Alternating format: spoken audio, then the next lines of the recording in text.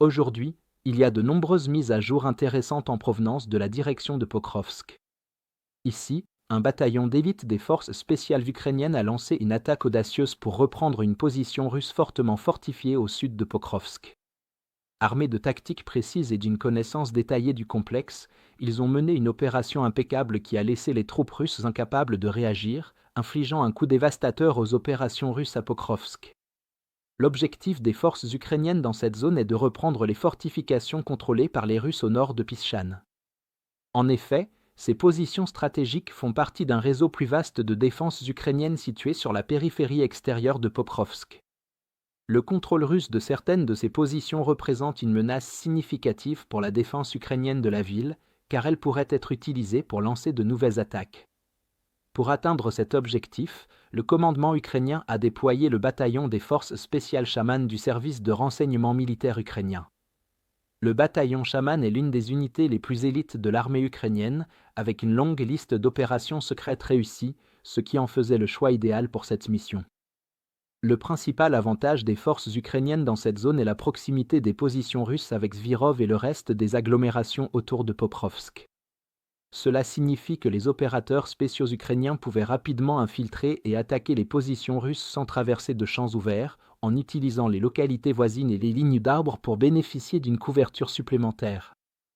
Cependant, ces défenses sont bien construites, offrant aux Russes un avantage tactique significatif lorsqu'ils contrôlent la position, ce qui est précisément la raison pour laquelle les Ukrainiens cherchent à en reprendre le contrôle.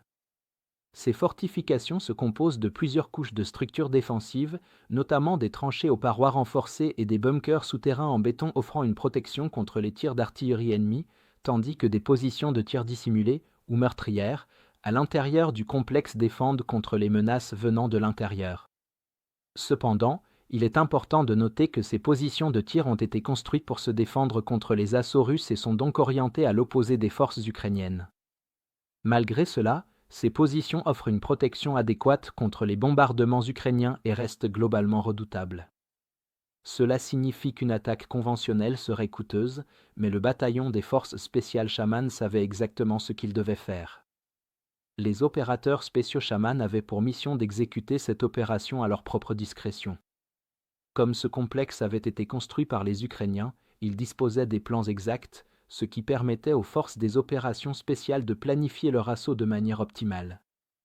Cela signifie également qu'ils savaient où les soldats russes seraient probablement positionnés et comment les éliminer de la manière la plus efficace. Les images de combat provenant de la zone montrent comment les opérateurs spéciaux ont lancé leur opération avec des frappes de drones ciblés et des tirs de snipers, ce qui a réussi à surprendre les forces russes et à affaiblir leur défense. Ces efforts combinés ont conduit les combattants russes à se replier progressivement et inconsciemment de plus en plus dans les bunkers souterrains. Cependant, cela correspondait exactement au plan des Ukrainiens. Avec les tranchées presque vides, les forces spéciales Shaman ont réussi à s'infiltrer et à y entrer presque sans opposition, pourchassant et éliminant les combattants russes tentant de se cacher plus profondément dans la fortification. Avec quelques grenades bien placées, les Ukrainiens ont éliminé les derniers survivants russes et ont pris position pour se préparer à une contre-attaque russe qui ne manquerait pas de suivre. Sans surprise, les Russes ont tenté de lancer une contre-attaque, mais les opérateurs spéciaux les ont repoussés avec des grenades propulsées par fusée, éliminant un grand nombre de soldats russes regroupés. Des tireurs d'élite équipés de lunettes thermiques ont également neutralisé des groupes de soldats russes essayant de reprendre le complexe en passant par la forêt, tandis que les survivants ont été achevés à l'aide de drones. Avec leur opération couronnée de succès, les forces spéciales ukrainiennes ont exfiltré la zone de mission, tandis que les soldats ukrainiens conventionnels ont pris le relais et ont repris le contrôle du complexe de tranchées. Dans l'ensemble, les Ukrainiens ont mené avec succès un assaut soigneusement planifié avec des forces spéciales d'élite, défiant des conditions difficiles et éliminant une puissante position défensive russe. Avec la reprise de ce bastion, les Ukrainiens sont désormais en bien meilleure posture pour repousser toute future attaque russe. Cependant, étant donné que cette position surplombe la localité de Pischal, contrôlée par les Russes, les forces russes présentes pourraient être dans une situation plus précaire qu'elles ne le pensent. Si vous êtes contre l'invasion de l'Ukraine et que vous souhaitez soutenir le travail que je fais, pensez à vous abonner à notre site d'actualité indépendant. Vous y trouverez nos analyses stratégiques exclusives, des aperçus complets de tous les fronts et des vidéos d'analyse tactique régulières. En vous abonnant, vous montrerez non seulement votre soutien à cette chaîne, mais vous aiderez également à défendre le journalisme indépendant. Le lien vers notre site est dans la description. Merci d'avoir regardé ce reportage et je remercie tous ceux qui ont décidé de nous rejoindre.